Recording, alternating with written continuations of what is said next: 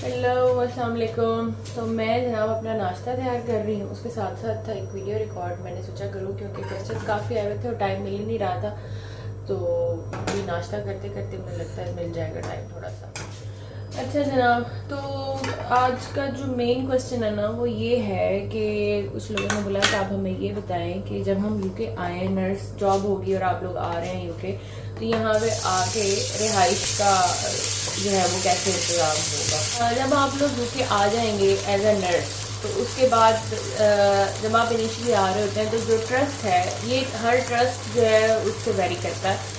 अगर मैं कह रही हूँ कि 3 माह तो ज़रूरी नहीं है कि आपकी अपॉइंटमेंट जिस ट्रस्ट में हो वो भी आपको 3 माह की जो है वो अकोमोडेशन दो। अकोमोडेशन से रिलेटेड जो सवाल है उसका ये है कि जब आप आएंगे इनिशियली तो कोई ट्रस्ट 2 माह के लिए फ्री अकोमोडेशन देते हैं, लेकिन keep in your mind that they are only giving single accommodation, family accommodation कोई भी ट्रस्ट नहीं देता। कोई ट्रस्ट 2 माह के लिए देते हैं, कोई 3 माह के लिए देते हैं, कोई 6 हफ्तों के लिए देते हैं, कोई 1 माह के लिए भी देता है। तो लेकिन उसमें आपने पूरा पैकेज देखना है कि वो पूरा पैकेज क्या दे रहा है। अगर कोई 1 माह के लिए दे रहा है तो क्या वो साथ कोई एक्स्ट्रा चीज़ आपको दे रहा है, मतलब उसका पैकेज क्या है। लेकिन जैसे आपको वो जो भी अकोमोडेशन देंगे, फूड इनिशियली वो शुरू में शुरू के 4-5 दिनों के लिए या शुरू के 1 हफ्ते के लिए जो है वो आपको फूड भी ग्रॉसरी की चीज़ें प्रोवाइड करते हैं, जिसमें दूध हो गया, ऑयल हो गया, पास्ता हो गया, चावल हो गए, थोड़ी सब्जियां और फ्रूट हो गए, कॉर्नफ्लेक्स, ब्रेड, इस तरह की चीज़ें शुरू में ये लोग प्रोवाइड कर देते हैं हफ्ते के लिए। तो जब तक आपको जगह का पता चले कि कहाँ से ख़रीदनी है चीज़ें।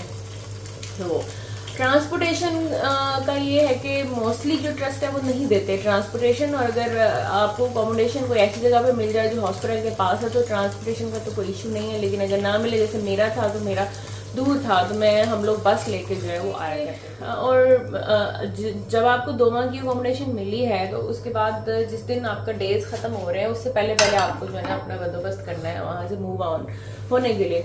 तो कुछ जैसे मेरी अरेंजमेंट नहीं हुई थी क्योंकि मैं फैमिली अकोमोडेशन ढूंढ रही थी, तो मैंने उनसे रिक्वेस्ट की थी कि मुझे और 5-6 दिन जो परमिशन दे दें और फिर बाद में से सैलरी से कटिंग और ये वो सब चीज़ें जो है ना वो कर लेते हैं। कोई आपको 1 माह के लिए दे तो ये डिफरेंट है हर ट्रस्ट टू ट्रस्ट। लेकिन एनीवेज इनिशियली अकोमोडेशन जो है वो मिलती है। हाँ, लेकिन अगर आप NHS में आ रहे हैं, NHS आपको एयरपोर्ट से रिसीव करता है, रिसीव करके आपको आपकी अकोमोडेशन में लेकर आता है, आपके हैंड ओवर करता है आपकी कीज़, आपकी ग्रॉसरी जो 1 वीक की होती है, आपको बताते हैं कि आगे से जो किस तरह से जो आपका प्लान चलेगा। या तो आपके ट्रस्ट का कोई बंदा आता है रिसीव करने, या फिर NHS जो रिक्रूटर्स हैं, NHS के मेन रिक्रूटर्स हैं जो आपके हॉस्पिटल के नहीं होते, या उनमें से कोई आता है। मुझे जो लेने के लिए आए थे वो NHS के रिक्रूटर्स में से एक बंदी आई थी लेने के लिए, और ड्राइवर जो है वो हमारे हॉस्पिटल का था और गाड़ी हमारे हॉस्पिटल की थी।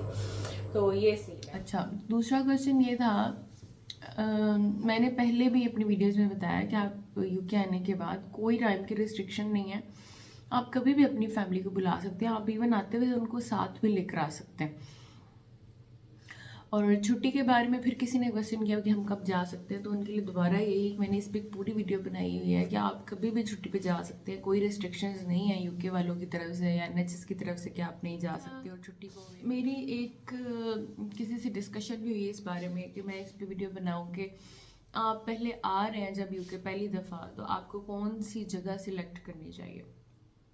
तो मुझे आप लोगों का तो नहीं पता, लेकिन पर्सनली मुझे लगता है, और मुझे लगता है कि जो भी यूके आता है इनिशियली वो इतना तो स्टेबल नहीं होता ना, ऑब्वियसली खर्चा भी आप करके आए हैं, आपके कुछ प्लान्स भी होते हैं, तो आप वो वाली जगह रहने के लिए चूज़ करें या जॉब करने के लिए चूज़ करें जो कंपैरेटिवली चीप है as compare to big cities के।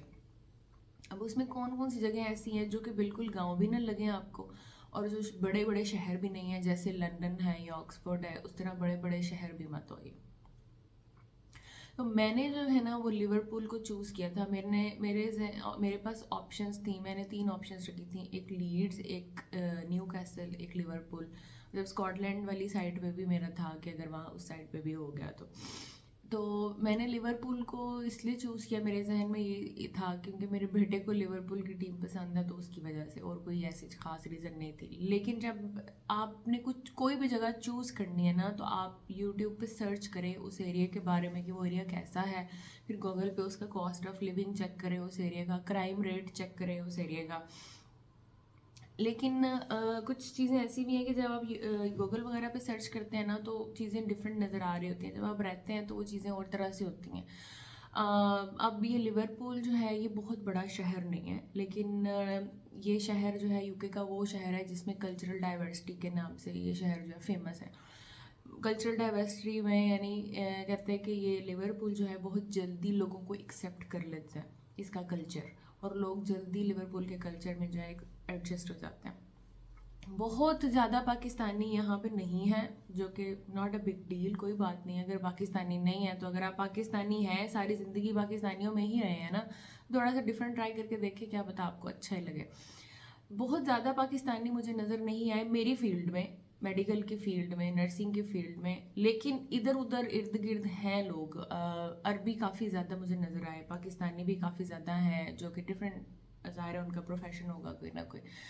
तो ऐसा नहीं है कि पाकिस्तानी कम्युनिटी नहीं है, लेकिन इस तरह की नहीं है कि आप मतलब बहुत ज़्यादा, जैसा मैनचेस्टर या बर्मिंघम फेमस है इस चीज़ के लिए कि वहाँ पे पाकिस्तानी कम्युनिटी काफ़ी ज़्यादा है, लेकिन इधर लिवरपूल में उस तरह से नहीं है। तो ये है यहाँ पे। बाकी कॉस्ट ऑफ लिविंग की अगर बात करें तो मैं आपको ऑनेस्टली स्पीकिंग ये कहूँ ना कि अगर आप, एक बंदा लंदन का है और एक बंदा लिवरपूल का है, मेरा एक कुलीग है वो है लंदन में, वो लंदन का है और मैं अब लिवरपूल में, अगर मैं उससे उसका कॉस्ट ऑफ लिविंग पूछूँ ना तो मेरे से डबल है उसका कॉस्ट ऑफ लिविंग, ये आप समझ लें। तो जब आप बिग सिटी में कहीं पे आते हैं जैसे लंदन में, तो ऑब्वियसली आपको बिग सिटी अलाउंस भी मिलता है साथ, लेकिन वो इतना नहीं होता कि वो आपके सारे एक्सपेंसेस को कवर कर सके जो कि आपके बिग सिटी में होने वाले हैं। 400 या 300 या 400 का डिफरेंस होता है, इतना ज़्यादा डिफरेंस नहीं होता पर मंथ। लेकिन आपका जो रेंट है ना उसी में पर मंथ इतना ज़्यादा डिफरेंस है कि वो तो खैर वो भी नहीं पूरा होगा उससे भी। अब अगर मैं आपको एक एग्जांपल देती हूँ कि अगर एक घर 2 कमरों वाला, एक किचन एक बाथरूम, जैसे एक मेरा घर है, इसकी जो कीमत है अगर आप यही घर लंदन में ले लेंगे ना तो इसकी कीमत डबल क्या ट्रिपल भी हो सकती है, 2.5 तक इसकी कीमत जो है वो चली जाएगी। अभी जो मेरा घर है उसकी जो कीमत है वो है 700 पाउंड में पर मंथ जो है इसका रेंट दूंगी। अगर यही घर लंदन में होगा ना तो मैंने जैसे अपने कुलीग से पूछा है या वीडियोस भी मैंने देखी हैं लंदन के घरों के प्राइस रेंज वगैरह जो चेक की है, वो तकरीबन 2000 में आपको ऐसा घर मिलेगा पर मंथ।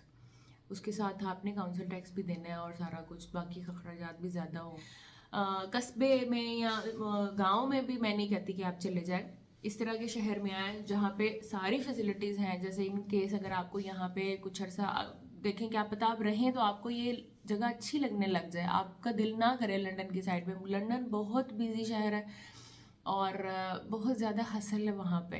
अब ये लिवरपूल में उस तरह की हसल नहीं है, थोड़ा काम भी है, आप शहर की तरफ चले जाए अंदर तो बिजीनेस भी नज़र आएगी आपको। बड़ा अच्छा सा मुझे लगता है कि इनका जो है ना माहौल है, फिलहाल तो मुझे ऐसा ही लगता है। अगर वक्त के साथ साथ मेरा ओपिनियन चेंज हो जाए तो उस पर मैं कुछ कह नहीं सकती। तो ये था कॉस्ट ऑफ लिविंग से रिलेटेड जो लोगों को कंसर्न था, तो उससे मतलब उन लोगों के लिए आई होप कि उन लोगों को क्लैरिफिकेशन हो गई होगी कि बीइंग इन लिवरपूल और बीइंग इन लंदन और ऑक्सफोर्ड और मैनचेस्टर या किसी भी बड़े सिटी में क्या डिफरेंसेस हो सकते हैं। फैसिलिटीज़ और बाकी चीज़ों की सेम चीज़ है, कोई उनका वो डिफरेंस नहीं है, हाँ स्कूल्स भी हैं, सारा कुछ है यहाँ पे भी। So that's it.